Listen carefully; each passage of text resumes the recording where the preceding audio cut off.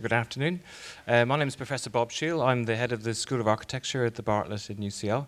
It's my great pleasure to give a very short introduction to today's lunch hour lecture speaker. I've just come from tutorials with my students, so I thought the topic today of languages of persuasion is really where I am in my mind at the moment this morning.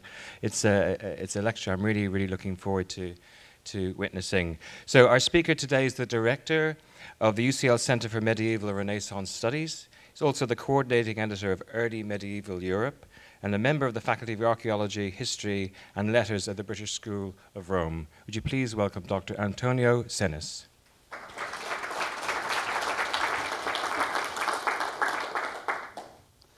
Thank you. Thank you for this invitation. Really, it's now 10 years that I'm at UCL, and I always wanted to do one of the lunch hour lectures. So today my desire is sort of accomplished, but I look forward to my next 10 years or 20 years here at UCL. Thank you for coming here and to spend your lunch hour with me, because I know that there are worse things to do at lunch time than coming to one of my lectures. There are also much better things to do, I'm sure, than coming to one of my lectures. So I'm really grateful. I hope you won't regret it. So my topic today is something that really interests me. I just chose this topic in a kind of a selfish way. It's something that I'm really interested in researching and also thinking about this idea of persuasion, which in what ways do different social groups try to persuade others to do what they want them to do. And in a sense, we all live in a world of persuasion or attempted persuasion. You today had to be persuaded to come here. Maybe some more sort of with sort of more force than others. But there is always a language of persuasion. Kath was amazing with all her tweets on Twitter today. And at one point I noticed she pushed it. She really pushed the boat quite out when she said, you know, come if you dare, etc., etc. What I was struck by is that obviously she didn't say you should come here because I saw the Virgin Mary in a vision and who told me that if you didn't come you would be sort of punished in hell, which is what probably a medieval Twitter would have done. And so this is the first thing to keep in mind, which is actually what really interests me. Different social groups in different times and in different places might use different languages of persuasion. And so studying as a historian the specific language of persuasion of a specific social group in a specific time might tell me as something about that, the values that that group shares and promotes. So today, to begin with, I would like you to go with your minds, with me, in central Italy, at the end of the 11th century, 1097, 1098. Just because I know that my presence alone is not sufficient to persuade you to do so, I have a little idyllic image of the Abbey of Farfa, about 70 kilometers northeast of Rome. Amazing place, really nice. And one of the most powerful, one of the most important monasteries in medieval Italy, which means medieval Europe. This is the Romanesque facade. And the end of the 11th century was a very troubled time for the Abbey of Farfa. Highly political times, moment of great controversy between the empire and the papacy, the investiture context, what we call the struggle for the investiture. So big struggle between emperor and the papacy. And the Abbey of Farfa is in the midst of it. Close to Rome, close to the papacy, but actually siding with the emperor, an imperial abbey. So really, everything that happens in this abbey is really political. It's a highly political moment in a highly politically charged monastic communities. At the time, the abbot, so the leader of this community, Abbot Berard II, is a very controversial abbot, someone who seized power in a kind of a slightly dodgy way, really an Italian politician, slightly dodgy, very, very opposed by his community.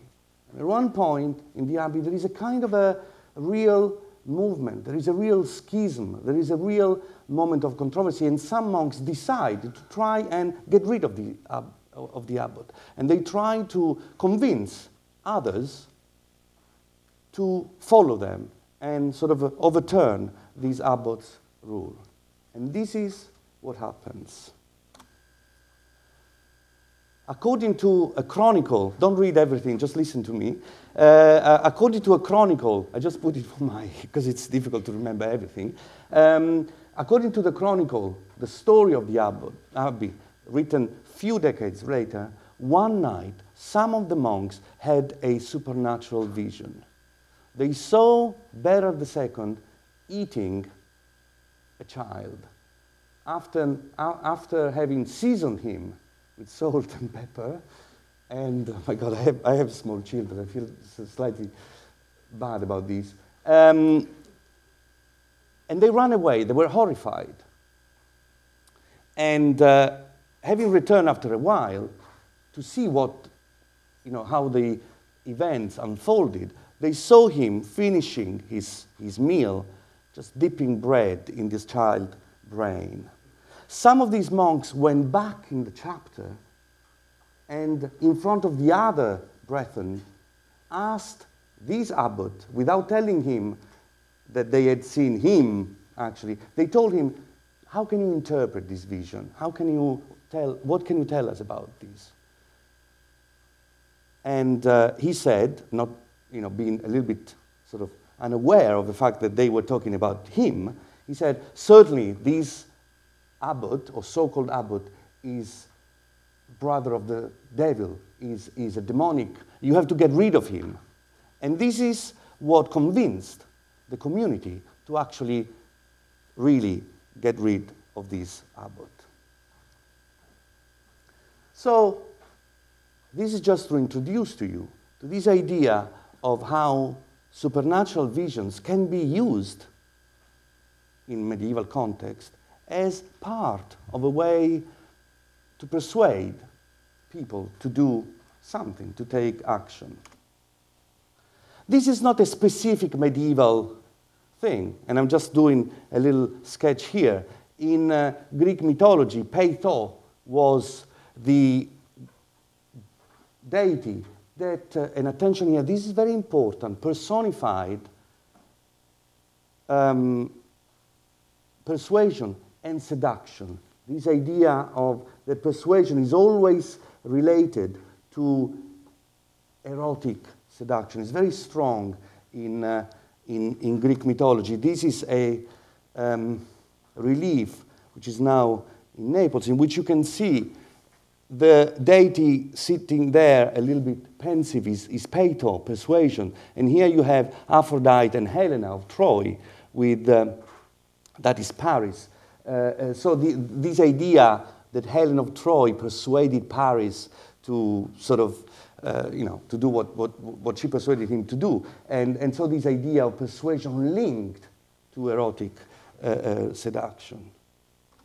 Very important, though, that in Greek mythology, in Aeschylus' play Humanities, and this is a passage that is very important, persuasion is also linked to a certain political dimension. So the idea in Humanities, Peitho is evoked at the end by Athena as a political force which convinces the Furies to turn from bad deities to actually deities of political allegiance, political sort of a peace within the community. So it's very important, this double dimension of persuasion, erotism, and political force. So politics, persuasion, and erotism. some might say that this has been sort of taken to unprecedented levels in Italian politics, this connection between erotism and politics, but we won't say that.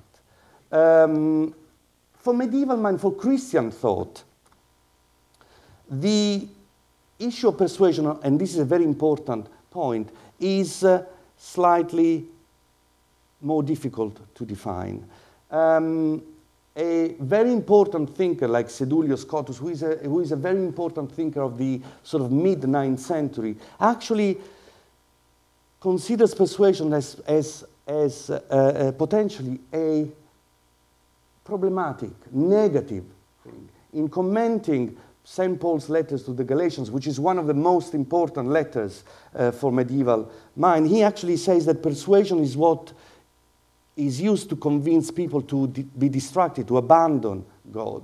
And in his handbook for the perfect ruler that he writes for the Emperor Charles the Bold, he actually says the good queen is the queen that has consilium, wisdom. The bad queen is the queen that uses persuasion. So there is a kind of an idea that persuasion is something that has to be touched with care.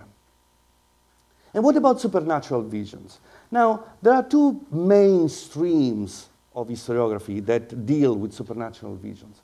French historians, very important, French historians considered visions, and in parts dreams, as a way in which the bond between the living and the dead is continuously reenacted. Visions as means of connecting this world to the other world. North American historians, and particularly Paul Dutton, who is a Canadian historian, have considered visions, and especially vision literature, so narratives of visions, as a very important part of political discourse. Visions as a way in which some very important political decisions are taken, especially in moments of political turmoil. What I'm actually interested in is the way in which visions, supernatural visions, can be used as an informal, so not formalized, as an informal way of addressing political disputes.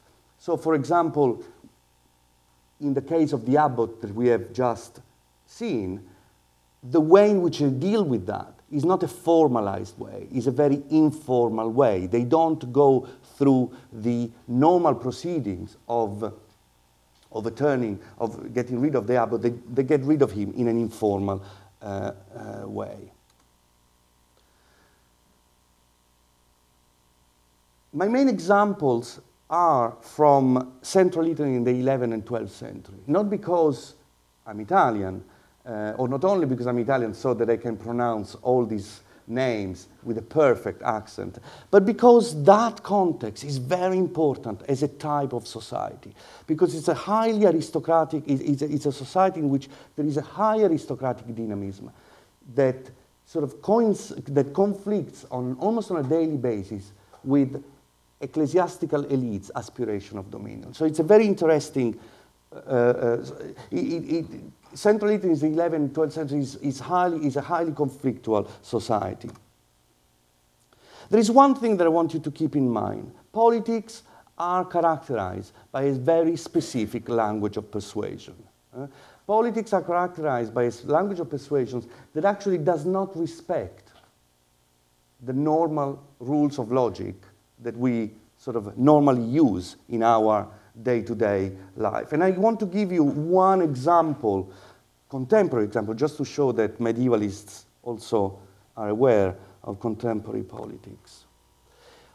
In the Prime Minister's speech in March 2003, it's a famous speech related to the opportunity, the obligation, the political obligation to go in Iraq because Saddam Hussein had weapons of mass destruction. The British Prime Minister has a very key passage, which is, if you listen to the bit on YouTube or BBC iPlayer, it's a very pivotal point of the speech. And he says, I recall a few weeks ago talking to an Iraqi dissident, exile, and saying, etc., etc., and he mentioned these things, this person. Well, no one asks him, so, okay, who is this person? What is her name, mobile number, Facebook account? As anyone would get away. So, in a sense, the persuasion in politics goes on very different levels. If I try to get away one evening that I am late at home, and I try to, because I had too many drinks with my friend Adam and colleague Adam, and I say to my wife, well, actually, I met a person who told me that it was so and so. The first thing that I couldn't get away with that. I would have to sort of bring more proof, etc. I have a highly loving and not suspicious wife, but even that would be a bit pushing it too far. So, as we have seen to begin with, that vision, horrendous vision, which we find a bit odd, was actually taken as a credible. It was actually an essential element of that political event. Is that a sign of the irrationality, of the primitivity of the medieval mind? A mind so far removed from ours as to sort of so far removed from our common sense of today? No. Obviously, the answer is no. That narrative is seamlessly inserted in a chronicle, in a source, as many other visions are, which in a source that historians take very seriously. And so we can't go and cherry pick and only choose those bits that conform to our common sense of today. We can't. Because as absurd, as weird, as mysterious as it might be, a logic was in place. A rationality was in place. And this is what is interesting to investigate. On the other hand, it would be easy and tempting to go completely the different direction and say that the fact that people believed in visions is just another sign of an eternal, ahistorical constant. The fact that people are gullible. Some people are gullible and believe whatever you give them. In a sense, this is true. I just today photocopied a page from Metro magazine. I just canceled the phone call, the phone numbers, just not to give free publicity. Gurus, visionaries, healers are still present today, and they actually make a good bit of money. But there is a difference. These people are the product. They operate in context of marginality. Emotional, financial, social marginality. Those visions that we have begun with which we have begun, are not the product of marginality. They do not occur at the margin of society. These monasteries were the center of the society. And this is a big difference. A big, big difference. So we wouldn't be surprised if a very important, although slightly annoying, medieval thinker like Peter Damian, annoying because he just writes to every, you wouldn't want to be friends with Peter Damian. He would write you hundreds of letters telling you off about anything you could do. You wouldn't be in peace. Peter Damian in the 11th century, he often intervened in local politics using supernatural vision. He once, for example, admonished a local politician that he was being too soft with his subjects. And in order to convince him that he should be harsher, he mentions a supernatural vision in which a much harsher aristocrat appeared to him to tell him, you should tell my successor that he should be harsher.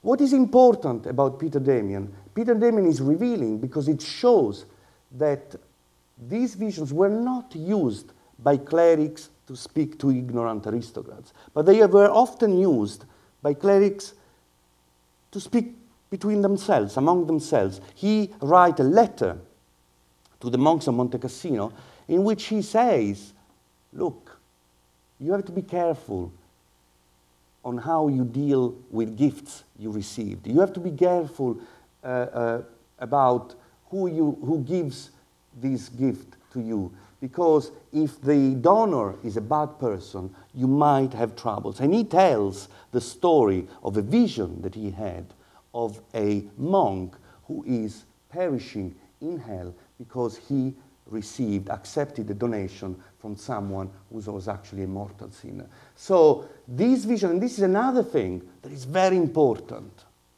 These are not marginal things. These are the things that even clerics between themselves use to resolve issues that they have.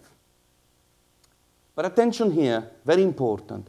Visions, again, to show the rationality, the logic of the vision, they were not used randomly in an indiscriminate way.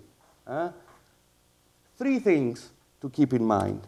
First of all, ecclesiastical authorities in general had a very, very strong control over what constituted divine visions and what constituted illegitimate, demonic visions. Very important.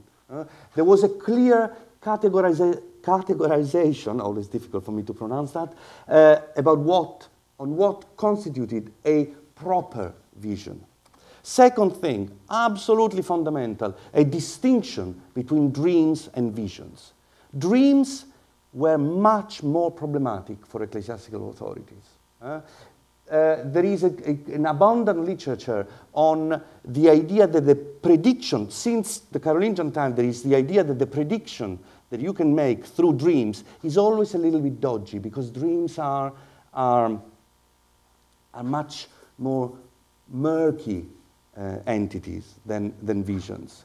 And in fact, there is a famous case of an 11th century monastic reformer, William of Ulpiano, who actually is able to unmask a charlatan, a relic hunter, who was saying that he was finding relics because he was guided by divine visions, by asking him, excuse me, is this vision occurring to you while you are asleep or while you are awake? So the difference is fundamental. And the third thing, which is absolutely essential, is that visions are almost never, ever employed in court cases. In other words, I know a handful that I can count on the fingers of one hand of exceptions to this rule. And very partial exceptions. I will not bother you with them. But visions are never used in medieval court cases. So they are used in the informal phase of the dispute. Although they are used to establish rights over properties, they are always used to convince, to persuade people outside the court. But what sense could these visions have in moments, in periods of political competition, political conflict or competition? They could be used by ecclesiastical elite to chastise, to punish, to convince aristocrats to to come down a little bit. There are cases, for example, in which the patron saint of a monastery appear in vision to predict the punishment in hell of an aristocrat who had, for example, seized properties that had previously donated to that monastery. So the idea that a vision would just be used to establish a status quo that would satisfy the monastic community. They could be a warning about internal affairs. When, in the Abbey of Monte Cassino, there was a problem of whether the body of Saint Benedict was actually buried there and not somewhere else, actually in France, And the emperor, Henry II, in the 11th century, went there and said, well, I actually think that the body is in France. I'm a little bit doubtful. Saint Benedict appeared in vision to him and said, look, you're in pain. I can see that you're in pain. I tell you this, in order for you to believe, finally, that I am buried here, I can tell you that tomorrow morning you will wake up, you will go for a wee, and you will wee 3 stones, and your pain will be gone. And so it happened, and with jubilant consensus, it was established that Benedict was buried there. But as we have seen before, there could also be a way to regulate conflicts internal to the community. So, in a sense, they had this regulatory function, supernatural visions. They were used by monastic elites to maintain a status quo that would recognize their social and political supremacy. Why? Well, we don't have enough time, unfortunately, or fortunately for you. I only have half an hour or 30 odd minutes. But one thing I want to tell you, it's very, very important. One of the hallmarks, one of the cornerstones of monastic ideology was the idea that monks were the boundary. They were the diaphragm. They were the sort of place of liminality between this world and the other. This is what constituted their social claim to supremacy. Monks were places where the community would pray for the salvation of everybody else's soul. And in a sense, visions of the thereafter, which almost inevitably occurred at night, the liminal place par excellence, were the ideal way to qualify that claim. Monasteries, monastic ideology claimed very strongly that monks were monks also because they could perceive areas of the world meaning also the divine world, that were sort of precluded to the normal mind. Just to finish, I think I'm on time, just 2 or 3 minutes. But there is one thing that we should not have, we should not overlook. How many of you believed, actually, that that vision of the abbot eating the child actually really occurred, as they said? Well, I can't believe that he was actually seen like that. But we should not think that disbelief or doubt or cynical disbelief is something that it's only of ours of today. There are cases of clear disbelief, saying that visions were essential in political conflict in medieval times does not mean that everyone would buy into them acritically. There's a famous case of an enemy of the Abbey of Monte Cassino, central Italy, as I said, who seized part of the treasure of the abbey. And then he dies and leaves it to his wife. And the monks call the wife and say, look, you have to give us the treasure back because we have seen your husband damned, burning in hell, sort of with demons, with forks that just like poke him in the backside. And he begged us to convince you to return the treasure. And she refuses. She doesn't do it. Now, that maybe tells something about their love relationship of husband and wife. But it certainly, in more serious terms, it shows an evident case. It is not an individual case. There are many other cases.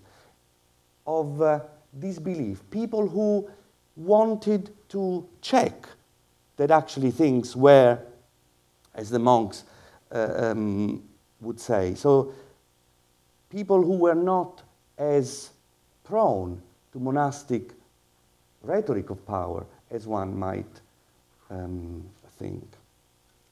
Another very important case is, just to give you a little bit of context and just to show you that it's not only Italian aristocrats who are cynically about visions, happens again at the end of the 11th century in Antioch. It's a completely different environment. And there, during the Crusades, there is the problem of a religious person who claims to have had a series of very important visions that they are used to convince people to dig in a certain place to find the Holy Lands, the lands that were used by the Roman soldiers to poke Jesus' sort of side. What is very important is that there is a huge debate among the Crusading army, and there is a huge part of the Crusading army that doesn't believe that these visions have occurred. They say it's all a scam, it's all a political thing, because that party that he belongs to actually wants to prevail over the other by saying that they have a special connection with God. It's a political scam. But what is interesting here, and with this I will leave you to your lunch maybe, or your coffee, what is important here is that the doubt is not about the possibility of a vision of occurring. The doubt is about the visionary. What they say is not it's impossible that that anyone has a vision. They say St. Andrew, who is actually the protagonist of these visions, would never ever have appeared to someone of such a low social status as this person. So attention here, very important. The logic of this vision is not, the logic of this doubt is not as if we would have today, come on, you can't have a vision to convince me to go to a lunch hour lecture. That's not on. It is, that person cannot have had that vision because it's not of the right status. So the doubt is on the visionary and not on the vision. But to sum up, my main point is that all these visions and other very bizarre ones have one message to tell us, or to tell me, that in order to understand the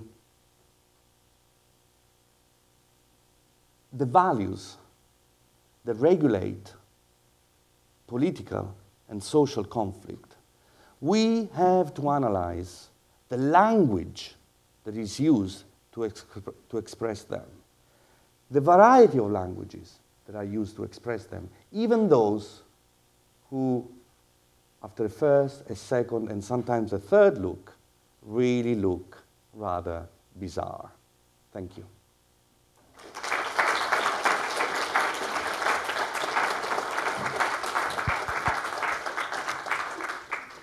Thank you so much. That was fantastic. Do we have any questions? You have time for 2 or 3 questions? And we've got one here. The microphone's on its way.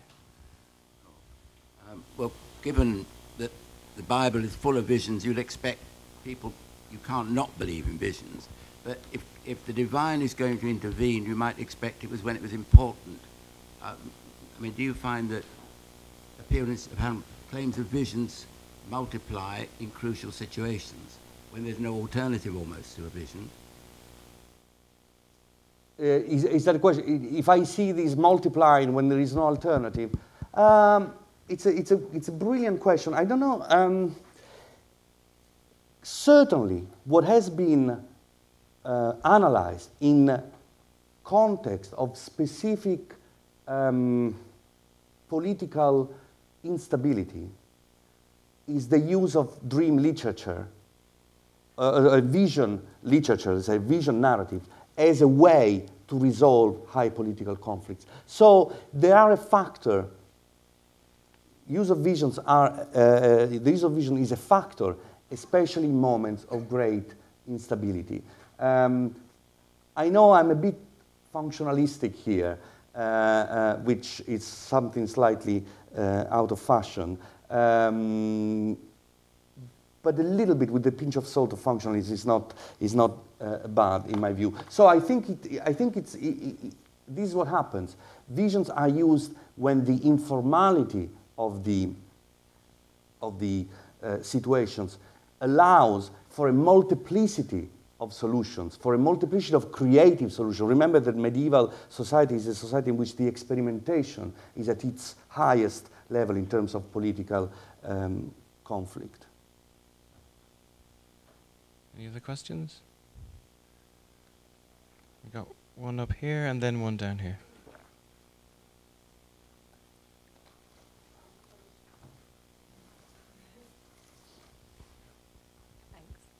You touched on it a bit at the end, but I was wondering what makes people persuasive? So is it usually just high social status, or are there other things like the art of being able to speak or being granted a particularly kind of religious vision? What a splendid, wonderful question. I wish I had a wonderful answer. No, that is really important. What actually made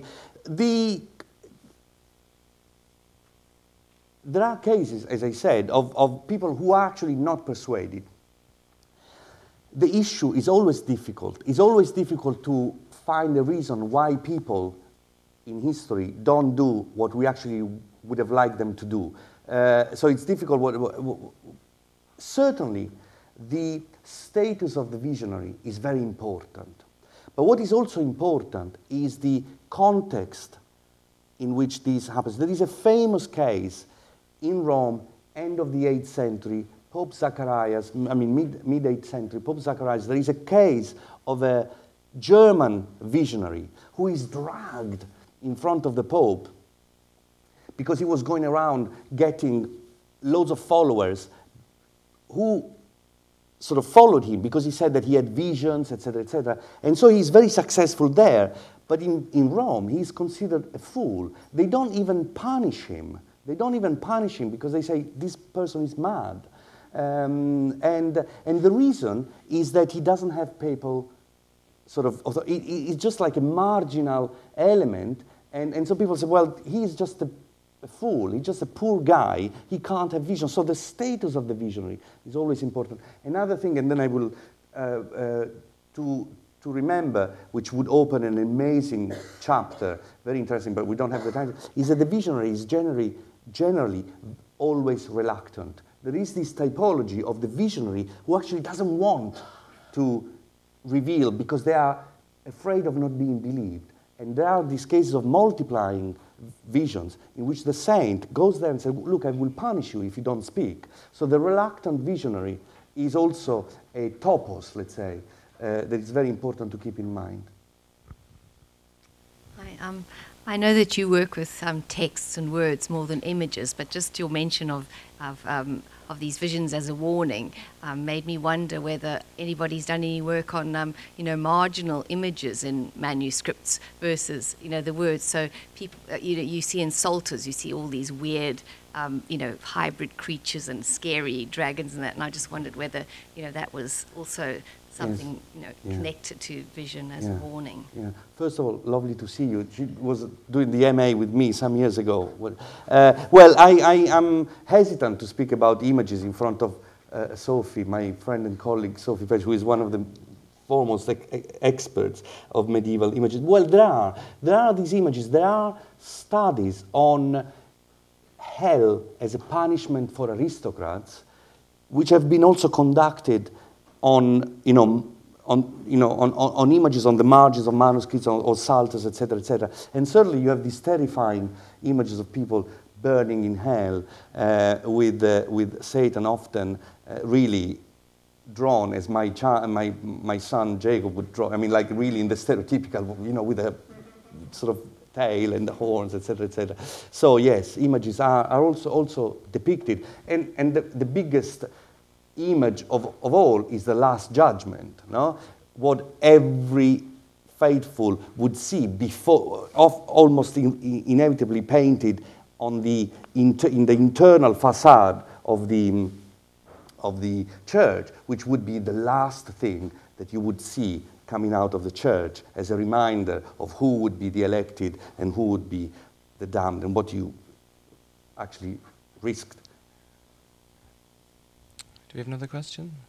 Maybe then in the spirit of today's talk, I shall confess that I didn't need to be persuaded to come here at all. I was drawn here. Because by strange coincidence, in architecture we set a theme every year for our studios, for our ateliers.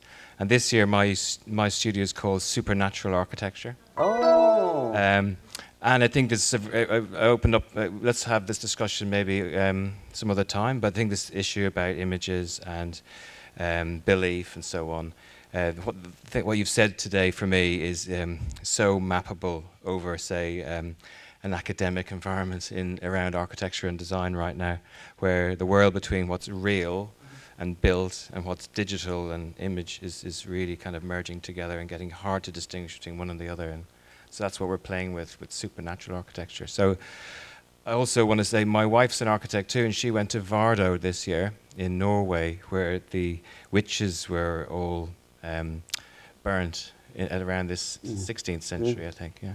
So all of this is just amazing to me. So I love the connection here that we've made today. So on that note, I'd just like to say, invite you all to thank our speaker today for a wonderful talk.